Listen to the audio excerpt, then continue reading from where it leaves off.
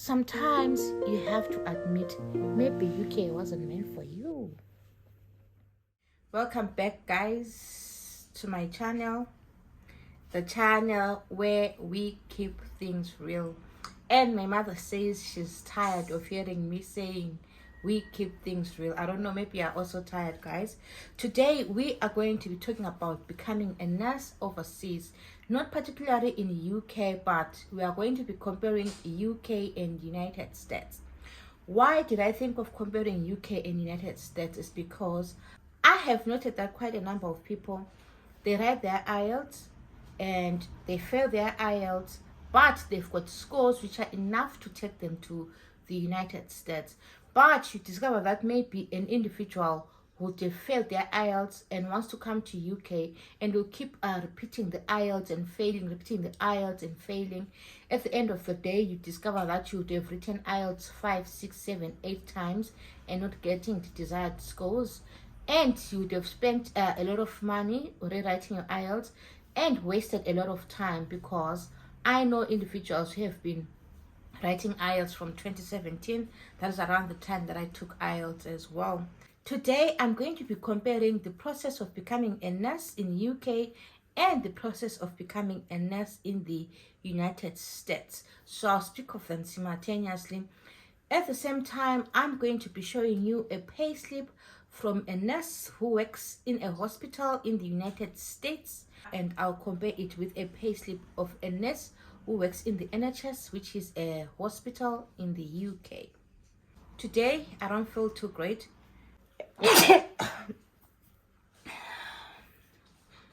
Hopefully, I don't give you COVID. The problem with me is that if I've decided that I want to do something, I do it. So I was meant to do this video today, and even if I'm not feeling well, I'm still going to do it. That's why I didn't even have time to draw, put lipstick, makeup and stuff like that. But me being me, I don't mind appearing on screen like that because I wasn't born with lipstick anyway. Without wasting any of your time, for those who are new to my channel, my name is Pauline Popomoyo, and this is the channel where we keep things real. Sorry, mother. May you kindly like and subscribe to my channel. You will not regret it. For now, let's get into it.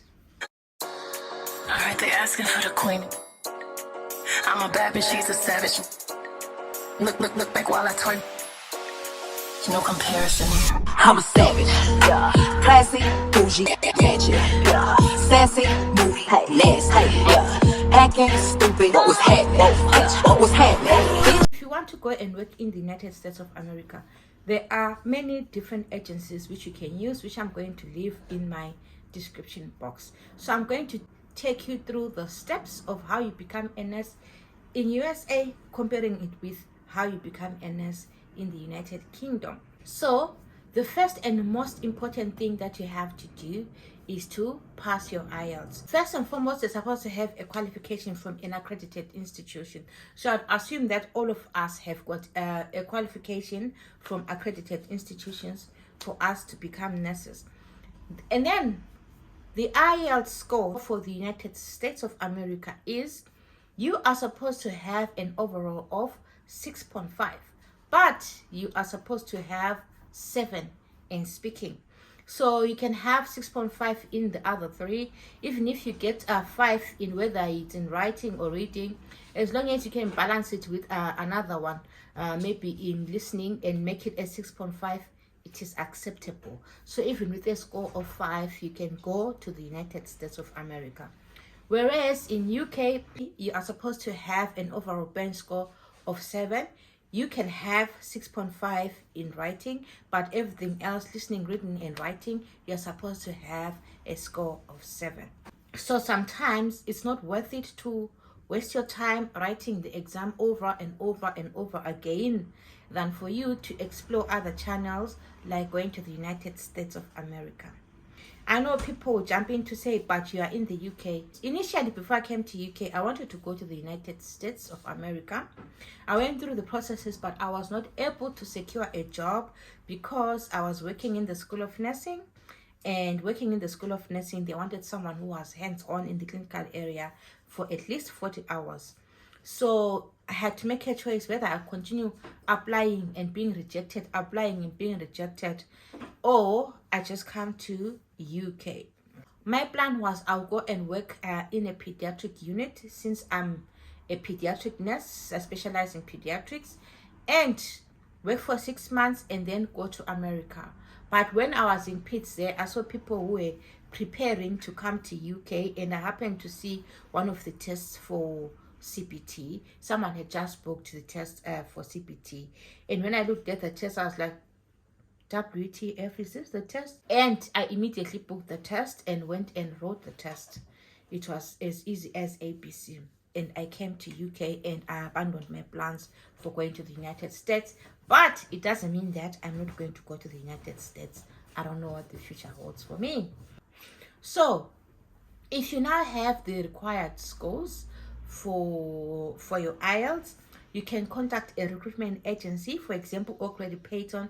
So what this agency does is they will request $200 from you, and this is called a commitment fee, of which I don't blame them, because having worked with a recruitment agency assisting them to groom nurses to come to UK, I know that nurses, once they get the help that they need, sometimes they disappear and vanish into thin air despite you having helped them. So this £200 is a commitment fee to indicate that if they take you on board, you're not going to abandon them halfway, because it is typical of us people. We just abandon people after helping us. So that's what the $200 is for. So what this recruitment agency does is that they'll give you an examination, and the pass mark for that examination is 60%. Once you pass that examination, they're just assessing your knowledge, and if they are content that you have passed, you pass with at least 60%, they organize an interview for you, and then you are given a provisional offer for a job. After that, they offer you material for you to prepare for NCLEX, whilst they send your documents to the CGNFS, which is going to evaluate your documents and determine whether you are eligible to sit for NCLEX.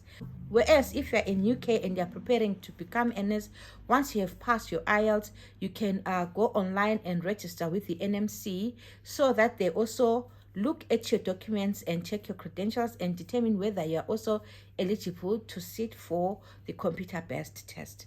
So the difference between the NMC and the CGNFS is that CGNFS can take up to 6 months to look at your documents and give you the go-ahead to write CPT, whereas NMC takes between 1 week and 60 days to give you a go-ahead to go and write the CPT examination. So if the CGFNS has assessed your documents and they see that you qualify to take NCLEX, they're going to give you a certificate so that you go and take NCLEX. And NCLEX is a computer adaptive test. So what recruitment agency does is they will register you with a state where they want you to go and work in the USA. At the same time, they'll also register you for the examination. All along, it was India where people were taking the examinations, but now life has become easy because South Africa now has an NCLEX center. So people are not really keen on taking this journey of becoming a nurse in the USA because of the thought of traveling all the way to India and stuff like that. But now people are traveling to South Africa.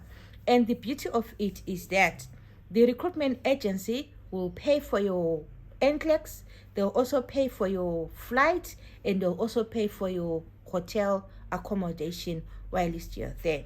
Whereas recruitment agencies, when you're coming to UK, you book your CPT, you go to a CPT test center and you write your CPT. With NCLEX, it was initially 265 questions over 6 hours, but due to COVID, it was reduced to 140 questions over 4 hours. So when you're doing this exam, they don't tell you whether you've passed or you've failed. With this exam, there's a percentile which you're supposed to read. The more questions you pass, the more you move above the percentile or towards the percentile. The more questions you fail, the more you move below the percentile. So what happens is, if you pass the examination, or if they see that you're going to pass the examination, the computer just switches off. If you fail the examination, the computer also just switches off. So you will not know whether you've passed or you've failed until 48 hours later. So that is the computer adaptive test.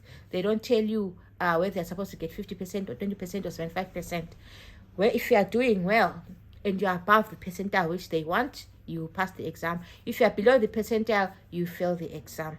However, the least number of questions that you're supposed to attempt is 75 questions. At least you make it a point that you pass at least the first 75 questions. Whereas CPT is a computer-based test which is done over 2.5 hours. Okay, I've already done videos on the CPT test for UK, and I'll leave the link in my description so that you find out more.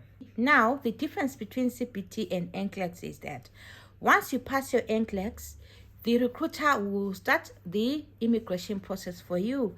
The immigration process for the United States of America can take you up to 1 year before you even leave your country to go to the United States.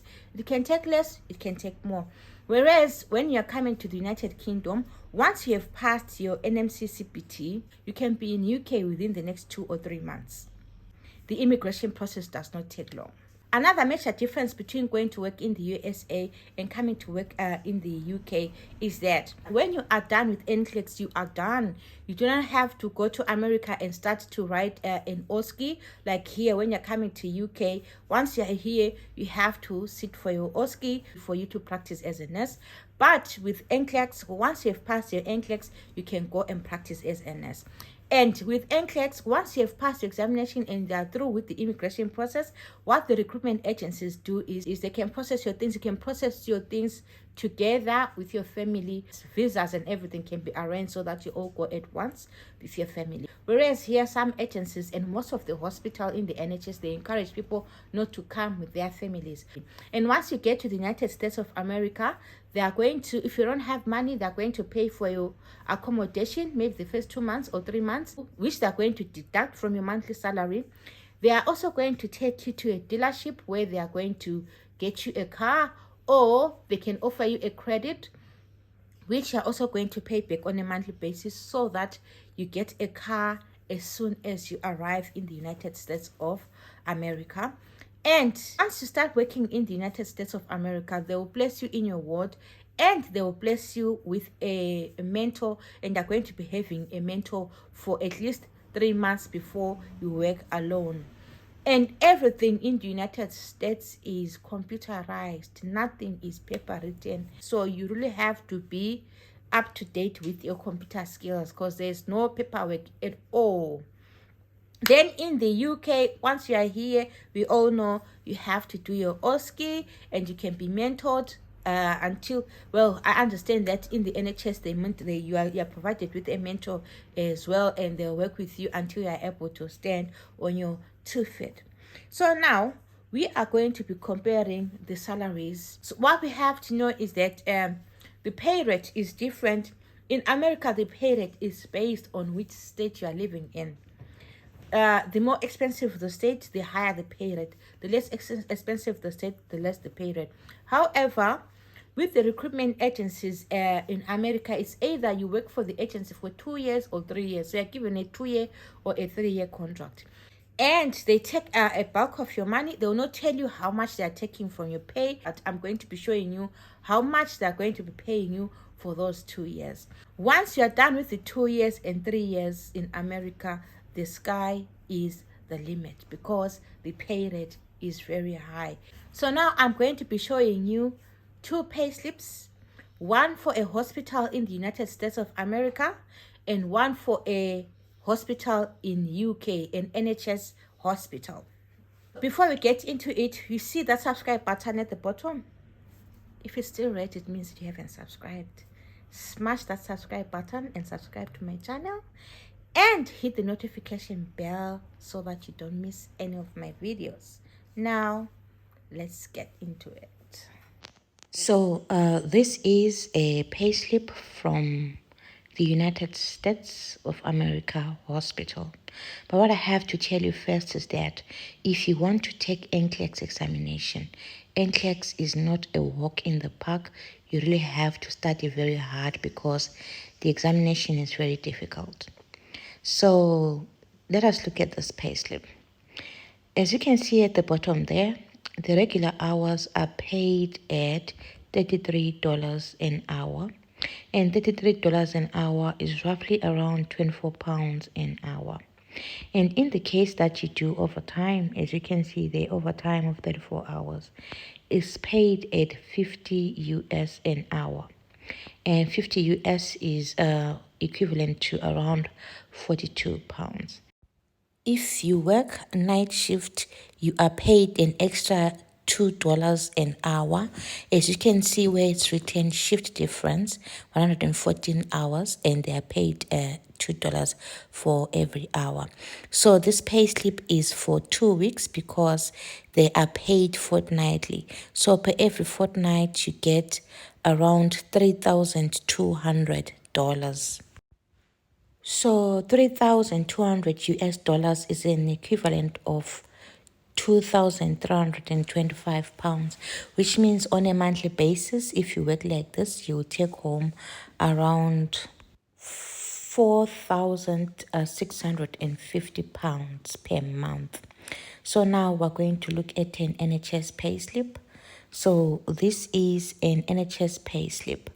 And when you work in the NHS, you are paid roughly 13 pounds an hour, and you have enhanced rate if you work night duty or night shift. So at the end of each month, you get paid 1,691 pounds.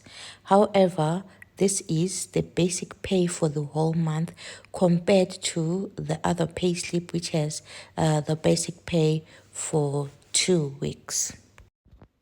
I hope these pay slips will give you an idea of how much you can make working as a nurse in the UK hospitals or working as a nurse in the United States hospitals.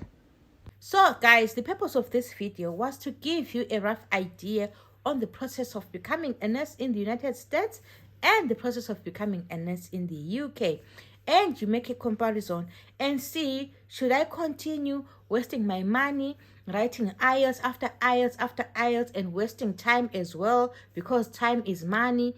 Time that you lose, you never regain it back. Or should you go and work in America and use that as a stepping stone? So, cause if you got the required scores for America in 2017, I'm sure by now you would have been in America. But no, you wanted to come to UK. You've been writing IELTS after IELTS after IELTS. Sometimes you have to admit, maybe UK wasn't meant for you. You see, because just because you want something does not mean that it's meant for you. Maybe you're meant to go to America. I'm just saying. I am just saying. And anyway, you can use whichever place as a stepping stone. I can use UK as a stepping stone, and tomorrow I can be working in America. You can use America as a stepping stone, and tomorrow you'll be working in UK. I hope this video has been helpful. If it has been helpful, smash that like button, subscribe, and don't forget to comment down below. Thank you so much for watching and coming back to my channel. I'll see you in my next video.